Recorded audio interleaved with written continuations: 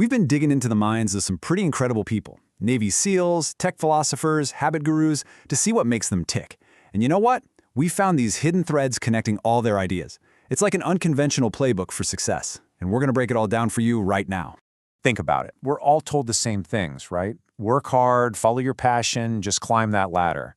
But what if that well-worn path is actually the slowest, most crowded way to get where you want to go? We're here to talk about finding a better way.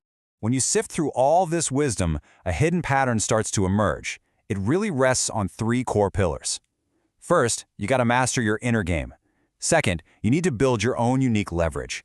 And third, you have to execute with systems. That's it. That's the unconventional playbook. Let's dive into pillar one. Okay, pillar one, master your inner game. It makes sense, doesn't it? Before you can change your results out there in the world, you have to change what's going on up here, in your mind. So mastering the inner game, it starts by looking fear right in the eye. David Goggins, the former Navy SEAL, tells this insane story. The key takeaway isn't about being fearless. That's not human. It's about refusing to let fear call the shots. That right there, that's the bedrock of mental toughness.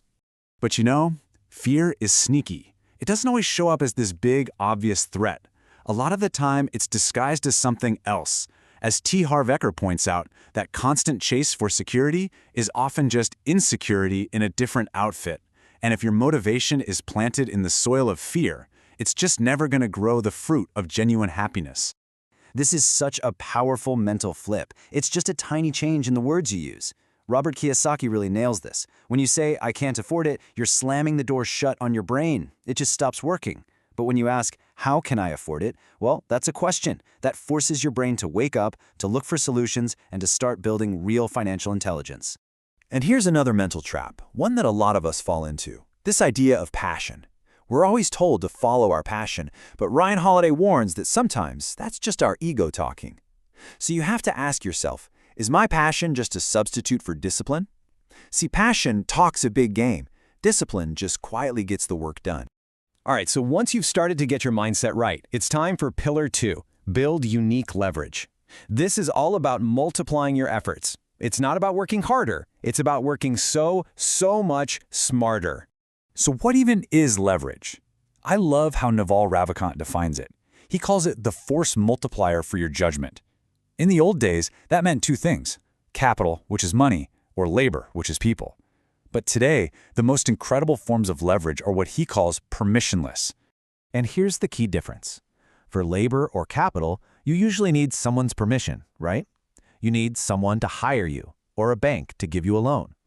But to create code or media, you don't need anyone's okay to start a YouTube channel, or write a blog, or build an app.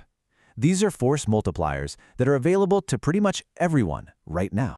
And hey, with all this new tech, let's not forget the original form of leverage, other people. More than 100 years ago, John D. Rockefeller said he'd pay more for the ability to deal with people than for any other skill on earth. It's a timeless force multiplier.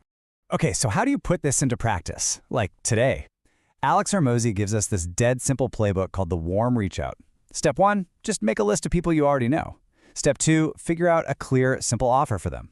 Step 3, reach out. And step 4, and this is crucial, give them a clear call to action. Tell them exactly what to do next. You're leveraging the network you already have. No permission slip needed.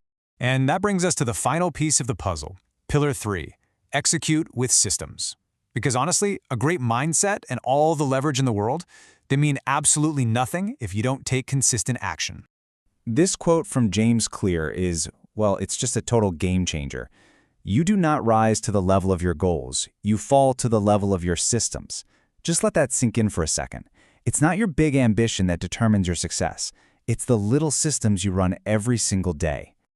This visual just says it all, doesn't it? Without a system, your effort is scattered. It's chaotic. It's going everywhere and nowhere at the same time. But a good habit, a good system, takes that same energy and gives it order, direction, and some serious momentum. So what does a system actually look like? It can be ridiculously simple. James Clear tells this great story about a stockbroker's paperclip strategy. He'd start each day with 120 paperclips in one jar.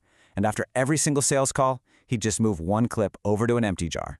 His goal wasn't to get a yes. His only goal was to move all 120 clips. He focused on the process, And the results, well, they just took care of themselves. It all boils down to this incredibly simple yet profound idea from Naval Ravikant: you become your habits. Those little things you do every day. They're not just actions. They are literally forging the person you are becoming. So, what happens when you combine all three of these pillars? Mindset, leverage, and systems. Something really cool happens. You stop waiting for luck to find you, and you start creating it. Naval actually breaks luck down into 4 different types. Yeah, there's blind luck, but then there's the kind you create by hustling. And then there's the kind where you're so prepared you see opportunities no one else does. But the ultimate level, the 4th kind, that's when you become so good at what you do, so unique, that opportunity has no choice but to come find you. And that's really the whole playbook in one single formula. A mastered mindset plus unique leverage executed through relentless action and systems. What's the result? Well, the rest of the world will probably call it luck, but you'll know it was all by design. The beautiful thing about all this is that your playbook is still unwritten. You've got the pillars, you have the framework now.